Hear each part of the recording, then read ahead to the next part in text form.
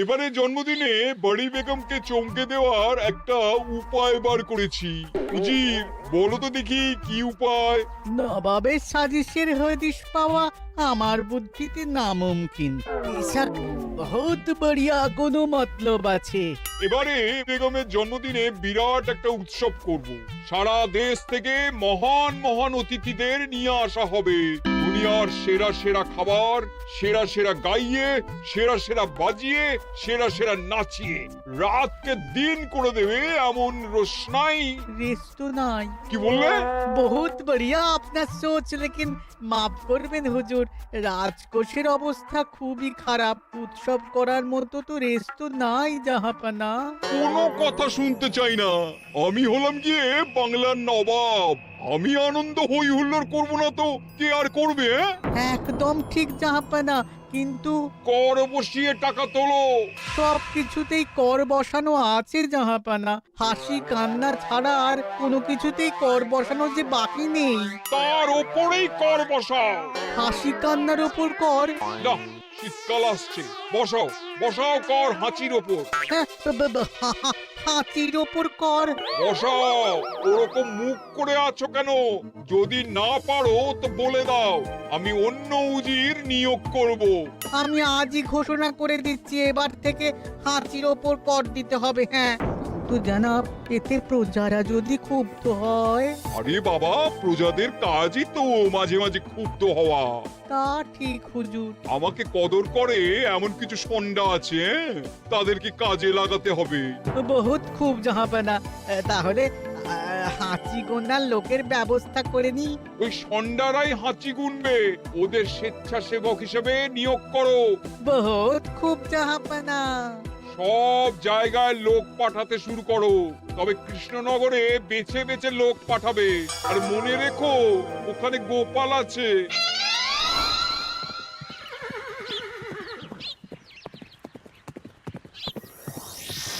সব জায়গায় কর আদায়কারী পাঠিয়ে দেওয়া হয়েছে জাহাপানা। আপনার কথা মতো তাদের বলে দেওয়া হয়েছে যে আদায় হওয়া করের 10% তাদের বেতন হিসেবে দেওয়া হবে। সুতরাং কর আদায়ে কোনো ঢিলেমি হবে না। বহুত আচ্ছা, বহুত আচ্ছা।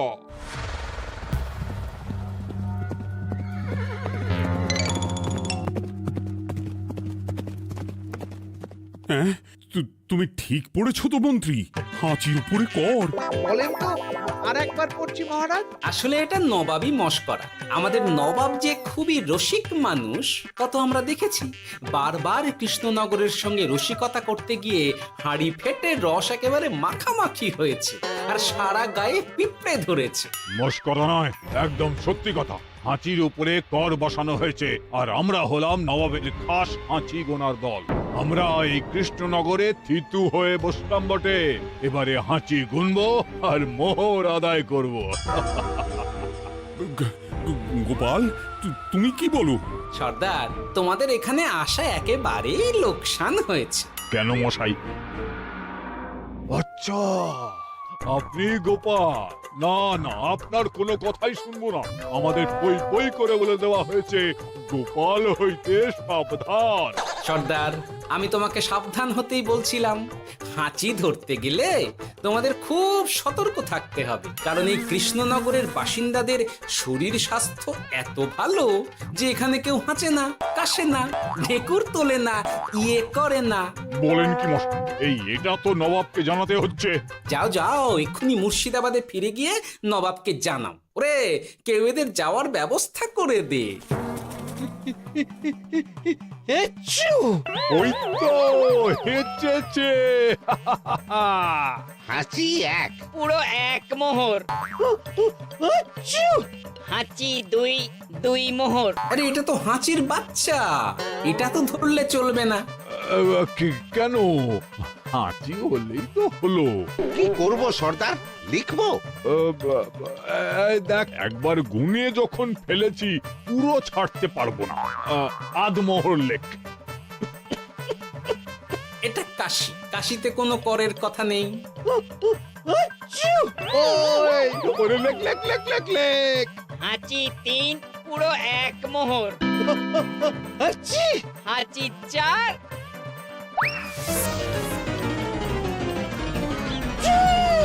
হাঁচি 5, লেখো। হাঁচি 6,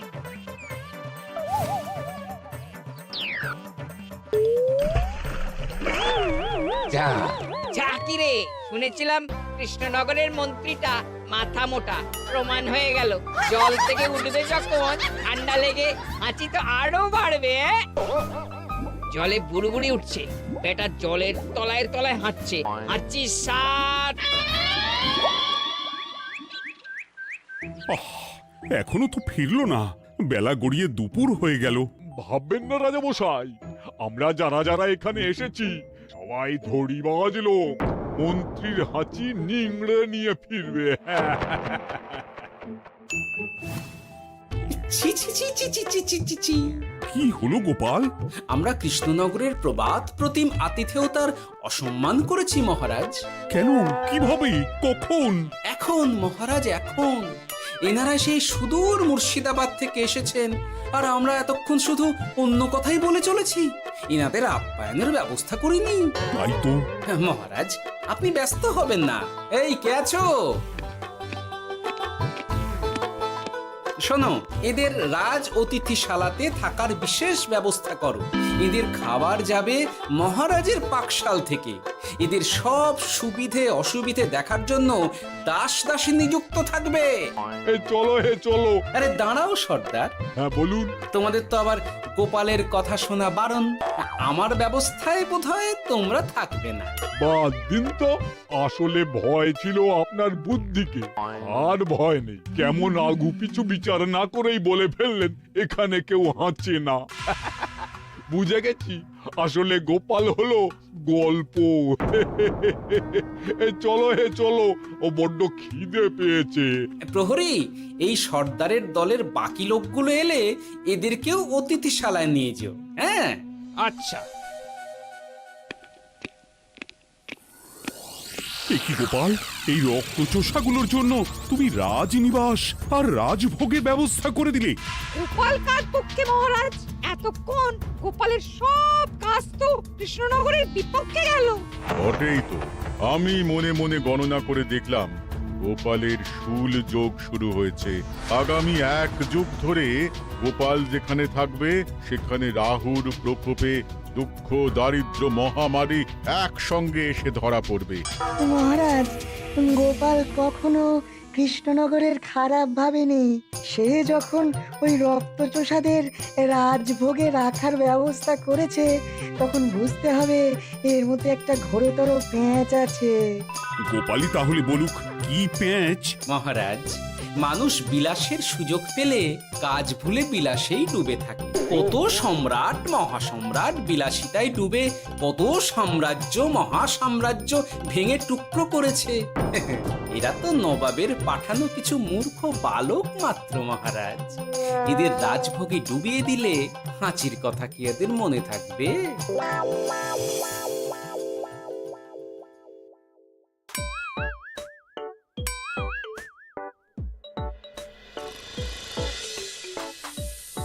কি ব্যবস্থাপনা সব ঠিক আছে তো? হ্যাঁ হ্যাঁ, খাসা ব্যবস্থা হয়েছে। আপনারা আমাদের অতিথি বলে কথা, আরাম করুন।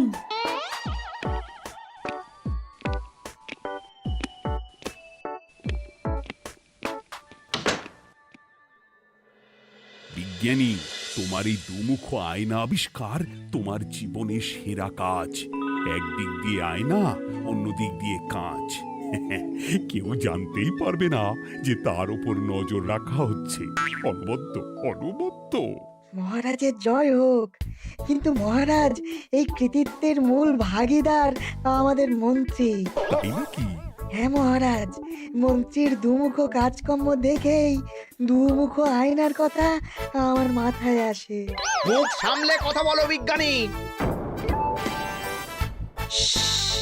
ওরা শুনতে পাচ্ছে।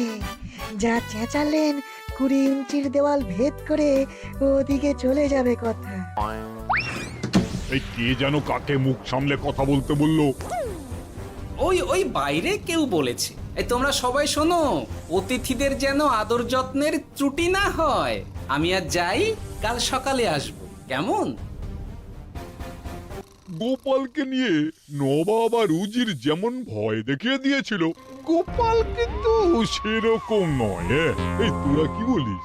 না না না না না না, গোপাল একটু ওই হাবা গোবা আছে দাদা। দেখো দেখি কেমন বুক পেতে দিয়েছে, এবার ওদেরই বুকে বসে ওদেরই দাড়ি ওপরাবো। গোপালের জবাব নেই, ঠিক সামলে দিল। মহারাজ, এই প্যাঁচটা আমার মাথাতেই এসেছিল, কিন্তু ওই যে নাকে মাছি ঢুকে গিয়েই সব বরবাদ হয়ে গেল। মহারাজ, এই পরিকল্পনা যদি মন্ত্রীর মাথাতে আগে এসে থাকে, তাহলে এদের মন্ত্রী আমার চেয়ে ভালো করে সামলাতে পারবেন মহারাজ। বটেই তো, এই দায়িত্ব আমি নিলাম মহারাজ।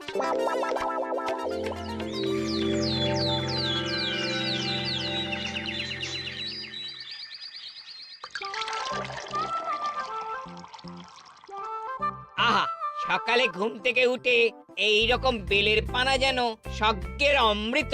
আছে আছে, আরো আছে। পানীয়, খাদ্য, আরাম, আয়েশ, যত চাও তত পাবে। এ কি, আপনি গোপাল কোথায়? মহারাজ বিবেচনা করে দেখেছেন যে মহামান্য অতিথিদের পরিচর্যার ভার গোপালের মতো একজন ভাঁড়ের পক্ষে বহন করা সম্ভব নয়, তাই এই দায়িত্ব আমাকে দেওয়া হয়েছে। কিন্তু কোনো কিন্তু নেই সর্দার, আমি যে খানা পিনা নাচা গানা আমোদ আহ্লাদের ব্যবস্থা করেছি দেখে তুমি চমকে যাবে। দেখা নয় বিজ্ঞানী, এবার শুধু কাজের সময়। কাল মন্ত্রীর উপর ওদের ভার ছেড়ে দিয়ে কৃষ্ণনগরের যে সর্বনাশটি করেছো, কোনো কাজ করে আর সেটিকে সামলানো যাবে না। হ্যাঁ, আহা, তোমার দেখছি মন্ত্রীর উপরে একটুও আস্থা নেই। ঠিক কি প্যাচ করছো বলো তো? প্যাচের কথা পরে হবে, তোমাকে যত তাড়াতাড়ি সম্ভব হাঁচির ওষুধ আবিষ্কার করতে হবে। হাঁচির ওষুধ? হ্যাঁ, হাঁচির ওষুধ। ওভাবে দেখছো কি বন্ধু, তোমাদের কাজের সব দায়িত্ব এখন আমার কাঁধে। তোমরা আমোদ করবে আর আমি কর আদায় করে তোমার হাতে এনে তুলে দেব। সর্দার, এর মধ্যে একটা চাল আছে মনে হচ্ছে। কি আর আমি বুঝিনি। এখন কি করবে? বিশ্বাস করে আদায় উসুলের ভার এর উপরে ছেড়ে দেবে? পাগল নাকি? মন্ত্রী মশাই, বলো বন্ধু। বলছিলাম আর দেরিতে কাজ কি?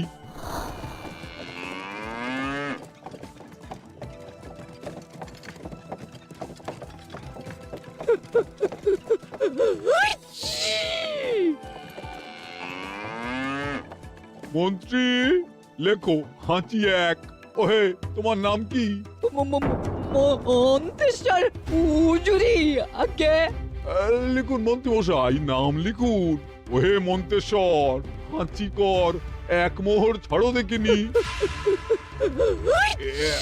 হাঁচি দুই। আরে যাও, দৌড়ে গিয়ে দু মোহর আদায় করে আনো। ওরে, তোরা সব কৃষ্ণনগরের কোণে কোণে ছড়িয়ে পড় দেখি, একটা হাঁচিও যেন বাদ না পড়ে। হ্যাঁ,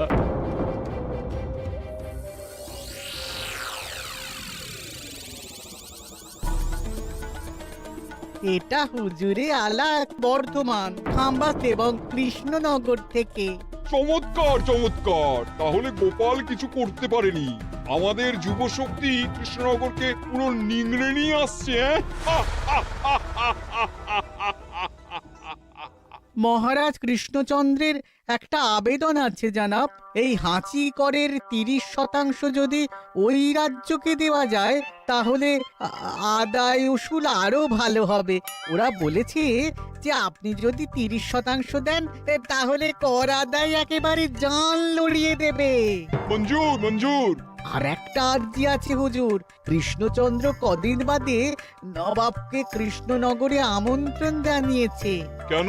কৃষ্ণনগরের নবাব এবং তার উন্নয়ন উপলক্ষে এক মহোৎসব হবে।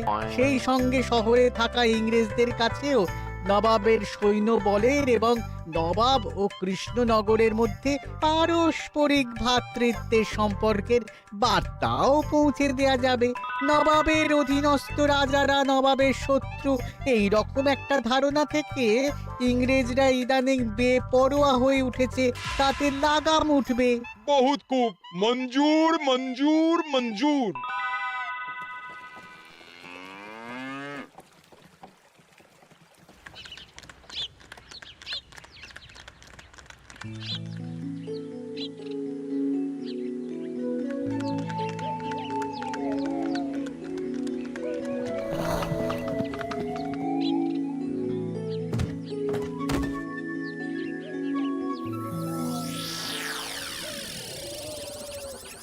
কি ব্যাপার গোপাল? জাহাপনা বলুন, কি খিদমত করব? আমি যা বলবো তাই করবে। অবশ্যই জাহাপনা। क्या बात উজির, তুমি সাক্ষী, মহারাজ কৃষ্ণচন্দ্র আপনিও সাক্ষী। গোপাল আমাকে কথা দিয়েছে আমি যা চাইবো তাই করবে। গোপাল, তুমি আমার সঙ্গে মুর্শিদাবাদ যাবে। এখন থেকে আমার দরবারের বিদূষক হিসেবে থাকবে, কেমন?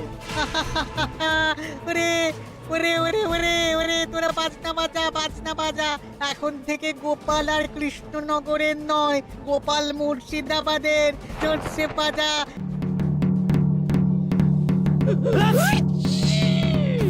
কি হলো? হুজুর, মনে হচ্ছে আপনার সৈন্যদল হাঁটছে। হ্যাঁ? হুজুর, হাঁচিগড়ের বন্যা সব সৈন্য 10-12টা করে হেঁচে ফেলেছে। মানে প্রচুর মোহর হয়ে গেছে আর বাড়ছে বাড়ছে।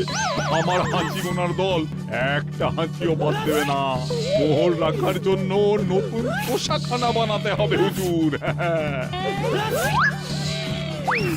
সর্দার, আমাদের হাঁচিগুলো কি খুলবো? হ্যাঁ, নিশ্চয়ই। একটা হাঁচিও যেন বাদ না পড়ে। চলুন হুজুর, আমরা এখানে দাঁড়িয়ে থেকে আর কি করব? ওরা হাঁচুক আর হাঁচি গুনুক। চলুন নবাব বাহাদুর, আপনার জন্য কৃষ্ণনগরের রাজাতীর্থ অপেক্ষা করছে। হুজুর, আমার মনে হয় আমাদের কৃষ্ণনগরে এখন আর দেরি করা উচিত হবে না। আমরা সোজা শহরের দিকে রওনা হয়ে যাই। শহরের ইংরেজদের শিক্ষা দিয়ে ফেরার পথে আমরা কৃষ্ণনগরের আতিথ্য গ্রহণ করব। সে কি মহারাজ, নবাবের মতো কর্তব্যপরায়ণ ইনসানকে তার কর্তব্য পালনে বাধা দেবেন না। আমরা ওনার শহর থেকে ফেরার অপেক্ষায় থাকব। ঠিক আমার এক্ষুনি শহরে যাওয়ার দরকার। ইংরেজরা সব নিয়ম কানুন ভেঙে চুরে যা ইচ্ছে তাই করতে আরম্ভ করেছে। উচিত সৈন্যদের ডাক দাও, চলো রওনা হই। কিন্তু জাহাপনা, আপনার সৈন্যদের থেকে পাওনা মোহরগুলো এতক্ষণে যা হেঁচেছে, লাখখানেক মোহর তো হয়েই গেছে। ওটা আমরা নিজেদের মধ্যে বুঝে নেব। কিন্তু ওই করের 30% যে কৃষ্ণনগরের পাওনা। পেয়ে যাবে। শহর থেকে ফিরি আর একটা কথা, হাঁচি কর ব্যবস্থা এখন থেকে উঠে গেল।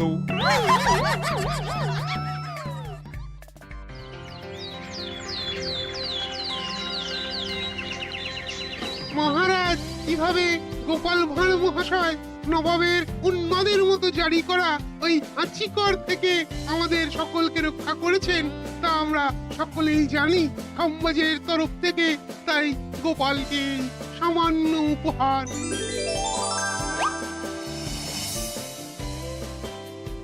ওহ গোপাল, সত্যি তোমার জবাব নেই। কিছুই হতো না যদি না বিজ্ঞানী ওই হাঁচি চূর্ণ আবিষ্কার করত। এই উপহারের অর্ধেক কিন্তু বিজ্ঞানী। সবই তো বুঝলাম, নবাবকে সৈন্য সহ নিমন্ত্রণ থেকে সৈন্যদলকে হাঁচি চূর্ণ মাখানো চাঁদোয়ার তলায় ঢোকানো পর্যন্ত। কিন্তু চাঁদোয়া থেকে হাঁচি চূর্ণ ঝরে পড়লো কি করে, সেটাই তো বুঝলাম না। এটা তুমি বলো বিজ্ঞানী।